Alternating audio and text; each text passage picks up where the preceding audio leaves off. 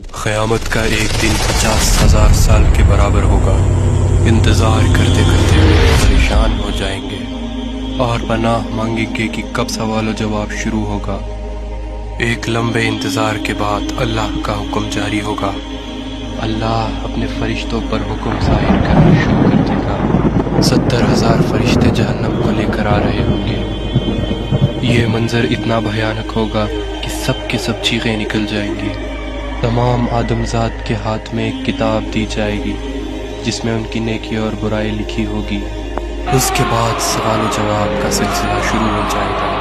انسان اگر جھوٹ بولنے کی کوشش کرے تو اس کی زبان بند کر دی جائے گی۔ انسان کے ہاتھ، پیر، آنکھ سب گواہی دیں گے۔ ہر وہ چیز جو انہوں نے پوری زندگی کی ہے سب سے پردہ ہٹ جائے گا۔ وہ دن یوں بھیانک ہوگا کہ کوئی بھی بچ نہیں پائے گا۔ انسان من ہی من یہ دعا کرے گا کہ وہ پھر سے دنیا میں چلا جائے تاکہ اس کی نیکی بڑھ جائے اور گناہ گھٹ جائے۔ جب انسان اپنے والدین یا اپنے بھائی بہن سے نیکی مانگنا چاہے تو وہ اس سے انجان ہو جائیں گے۔ اس سوال و جواب کے سلسلے میں اللہ انسان سے کہے گا کہ پہلے کتاب کا پنہ پڑھو۔ اللہ اگر اس سے راضی ہو گیا تو اس کتاب میں سے سارے گناہ معاف ہو جائیں گے۔ روز محشر میں ایک ترازو ہوگا جس میں فرشتے انسان کی نیکیاں اور گناہ لکھیں گے۔ کچھ انسانوں کا گناہ یوں ہوگا کہ ایک پہاڑ کے برابر، کچھ انسانوں کی نیکیاں یوں ہوں گی کہ صرف ایک کنکر کے برابر۔ اللہ انسان کے اندر کا ایمان دیکھے گا۔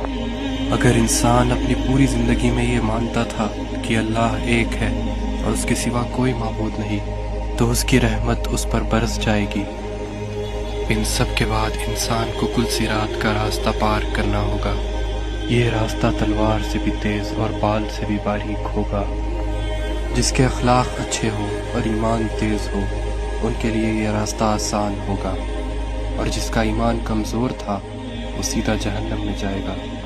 کل صراط پار کرنے کے بعد اللہ کا حکم ہوگا کہ لوگوں میری جنت میں داخل ہو جاؤ، ایک خوبصورت جنت جہاں پر دودھ کی ندیاں بہہ رہی ہے۔